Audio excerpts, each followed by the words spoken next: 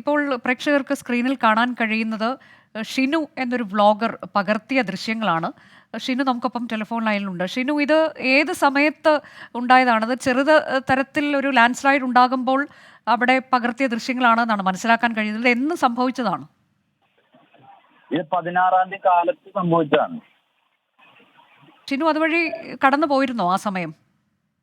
ഞാൻ കടന്ന് തൊട്ട് മുന്നിലെത്തിയായിരുന്നു. അപ്പോഴാണ് ഈ സംഭവം ഉണ്ടാവുന്നത്. എന്റെ ഫ്രണ്ടാണ് എനിക്കിത്, ഞാൻ തൊട്ട് അവനോട് വർത്താനം പറഞ്ഞതിന് ശേഷം ഈ മണ്ണിടിഞ്ഞതിന്റെ അപ്പുറത്തേക്ക് കടന്നു കഴിഞ്ഞൊരു 10 മിനിറ്റ് ശേഷമാണ് ഈ സംഭവം ഉണ്ടാവുന്നത്. എന്റെ ഫ്രണ്ടാണ് എനിക്കിത് അയച്ചു തരുന്നത്.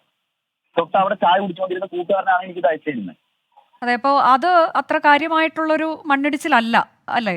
ആ അല്ലായിരുന്നു. അതെ. സ്ഥിരമായി ഈ റൂട്ട് വഴി പോകുന്നയാളാണോ ഷിനു?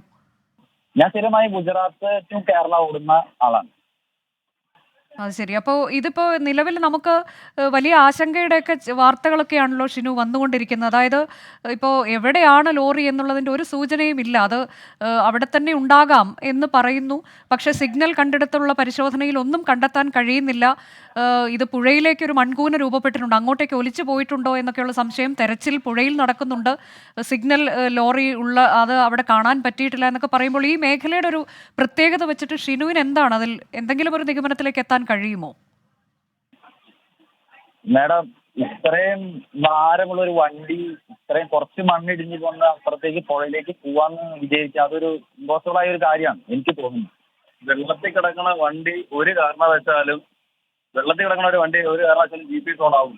അത് മാത്രമല്ല, ഇപ്പോ അവര് പറയുന്നത് ഇപ്പൊ ഫോണോ മറ്റേ വണ്ടി സ്റ്റാർട്ടായി എന്ന് പറയുന്നു, പിന്നെ ഓഫായി പറയുന്നു.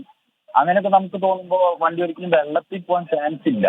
ഉം. വെള്ളത്തിൽ പോയ വണ്ടി എങ്ങനെയാണ് ഓൺ ആകുന്നത്, സ്റ്റാർട്ടാകുന്നത് എങ്ങനെയാണ്?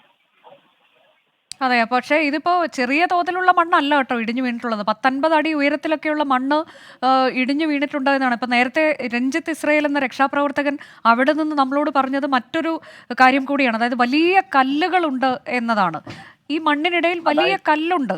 ആ കല്ല് എന്തിനും പോകുന്ന തരത്തിലേക്ക് വലിപ്പമുള്ളതാണ് എന്നാണ്.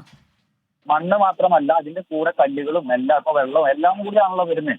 ഒരു പക്ഷേ വണ്ടിയിൽ അടിപറ്റാം, കല്ല് വന്നൊക്കെ അടിക്കാം, ഇല്ലെന്ന് പറയുന്നില്ല. പക്ഷെ എന്നാൽ പോലും അത്രയും ഭാരം കഴിച്ചു വന്നൊരു വാഹനം തെന്നി മാറി ഒത്തിരി അങ്ങോട്ട് പോകുന്നു. ആ പുഴയിൽ ഒത്തിരി 10, 20, 22 മീറ്ററോളം അകലമുണ്ട് ഈ വഴി. ഒരിക്കലും അത്രയും ഭാരമുള്ള വണ്ടി അത്രയും ദൂരം തെന്നി മാറാൻ ഒരു ചാൻസ് ഇല്ലെന്നാണ് എനിക്ക് തോന്നുന്നത്. അതെ, പക്ഷേ ഇപ്പോൾ നമുക്ക് സിഗ്നൽ കഴിഞ്ഞ ദിവസങ്ങളിലൊക്കെ കണ്ട ആ പരിസരത്തെ ഏറെക്കുറെ മണ്ണൊക്കെ നീക്കി കഴിഞ്ഞു. പക്ഷേ ഇപ്പോഴും അവിടെ എന്തെങ്കിലും ഉള്ളതായി സൂചനയില്ല. ഇനി മാറിയുണ്ടോ എന്നൊക്കെ ഉള്ളതിന്റെ തെരച്ചിലാണ്. നമുക്ക് പ്രതീക്ഷയൊന്നും കൈവിടാതെ തന്നെയാണ് നമ്മൾ പോകുന്നത്. അവിടെ രണ്ട് കടയുണ്ട്. ആ കടയുടെ നടുക്കായ ഒരു മരമുണ്ട്. ആ മരത്തിനോട് ചേർന്നാണ് കൂടുതൽ മലയാളികൾ അവിടെ വണ്ടി നിർത്തി ഭക്ഷണം കഴിച്ച് അല്ലെങ്കിൽ കുളിച്ചിട്ടൊക്കെയാണ്, വിശ്രമിച്ചിട്ടൊക്കെയാണ് പോകുന്നത്. അപ്പൊ ഏകദേശം അവിടെ ഒത്തിരി, അതായത് വണ്ടി സൈഡാക്കി ഇടാനായിട്ട് ഒത്തിരി സ്ഥലമുണ്ട്. ആ സ്ഥലത്ത് അപ്പൊ എവിടെ വേണമെങ്കിലും വണ്ടി ഇടാം. അതായത് ആ മണ്ണ് ഇത്രയും ഒത്തിരി സ്ഥലത്തേക്ക് ഇടിഞ്ഞു വീണിട്ടുണ്ടല്ലോ. അല്ല, അത് നേരത്തെ നമ്മളോട് സംസാരിച്ച സവാദ് എന്ന അർജുന്റെ സുഹൃത്ത് പുലർച്ചെ 5:30 ഈ ലോറി കണ്ടിട്ടുണ്ട്.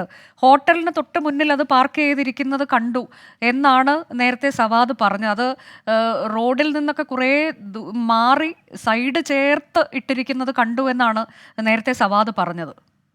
അവിടെ ഓൾറെഡി കള്ളന്മാരുടെ ചെറിയ ശല്യമൊക്കെ ഉണ്ടോ, അതുകൊണ്ട് ഇപ്പോഴും അങ്ങനെ വണ്ടിയാണ് നിർത്തിയിട്ട് ഉറങ്ങാറില്ല സാധാരണ മലയാളികൾ. അത് ഉറങ്ങുകയാണെങ്കിൽ പുലർച്ചെ വന്ന് ഇതേപോലെ അർജുൻ 3 മണിക്ക് 3:30 വന്നെന്ന് വാർത്തയിൽ കേട്ടായിരുന്നു.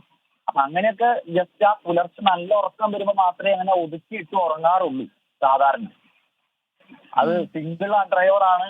അപ്പൊ തടി കയറ്റി വന്ന് ഇത്രയും വലിയ വാഹനം ഒലിച്ചു പോകുന്നപ്പോ അതൊന്നും നമുക്ക് വിചാരിക്കാൻ പറ്റുന്നില്ല. ഞാനും ഓടിക്കുന്ന സെയിം കമ്പനി വാഹനമാണ്, അതായത് ഭാരത് ബെൻസിന്റെ തന്നെയാണ് ഞാനും ഓടിക്കുന്നത്.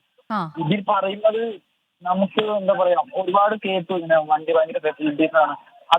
അതൊക്കെ വെറുതെ പറയുന്നതാണ്. അതിന്റേതായ ഒരു ഫെസിലിറ്റി മാത്രമേ അതിനുള്ളൂ. നമ്മുടെ കേരളത്തിലെ ഈ റോഡും ഇത്രയും വലിയ വാഹനം ഓടിക്കുമ്പോൾ നമുക്ക് എല്ലാവർക്കും അറിയാവുന്ന കാര്യം തന്നെയാണ്.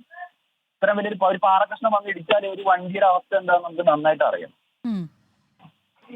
അല്ല, ഈ വണ്ടിക്ക് നല്ല ഭാരമുണ്ട്. അതുകൊണ്ട് 8-9 ടൺ വണ്ടിക്ക് തന്നെ ഭാരമുണ്ട്. പിന്നെ കൂടാതെ തടിക്കഷ്ണങ്ങൾ ഉണ്ടായിരുന്നു. അങ്ങനെ നല്ലൊരു ഭാരത്തിലാണ് ഈ വണ്ടി കിടക്കുന്നത് എന്നൊക്കെ ഉള്ളതുണ്ട്. എങ്കിൽ പോലും 35 ടണ്ണിന് മേലെ ആ വണ്ടിക്ക്, എനിക്ക് തോന്നുന്നത് 35 ടണ്ണിന് മേലെ ആ വണ്ടി അടക്കം ഭാരം കാണും. അതെ, തടി ഉൾപ്പെടെ അല്ലേ? അത്രയും വലിയൊരു വാഹനം തെന്നി മാറും എന്ന് പറയുന്നത് എനിക്കത് അറിയത്തില്ല. അങ്ങനെ പറയാൻ ഞാൻ പോകത്തില്ലെന്നാണ് എൻ്റെ ഒരു നിഗമനം.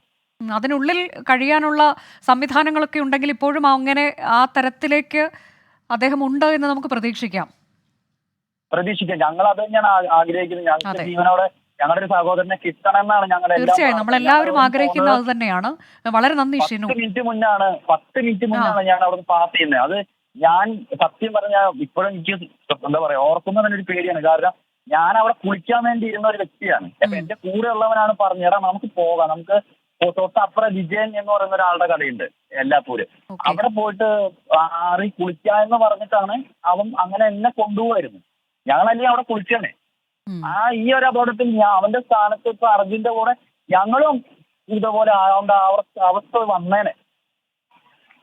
അതാണ്. അപ്പോൾ അതിന് തൊട്ട് മുൻപുണ്ടായൊരു ചെറിയ മണ്ണിടിച്ചിൽ, അതിൻ്റെ ദൃശ്യങ്ങൾ കൂടിയാണ്. അത് ഷിനുവിൻ്റെ സുഹൃത്ത് പകർത്തിയതാണ്. വലിയ കാര്യമായൊരു അപകടമൊന്നും ഉണ്ടായില്ല. അതിന് തൊട്ട് പിന്നാലെയാണ് അടുത്ത മണ്ണിടിച്ചിൽ ഉണ്ടായത്. അവിടെയാണിപ്പോൾ അർജുനെ കാണാതായിരിക്കുന്നത്. അർജുനൊപ്പം മറ്റാരൊക്കെ ഉണ്ട് എന്നൊക്കെ ഉള്ളതിൽ ഇനിയും ഒരു വ്യക്തതയില്ല. ഏതായാലും തലനാരിഴയ്ക്കുള്ള രക്ഷപ്പെടലാണ് ഷിനുവിനെ സംബന്ധിച്ചുണ്ടായത്. ഷിനു ഒരു വ്ളോഗറാണ്.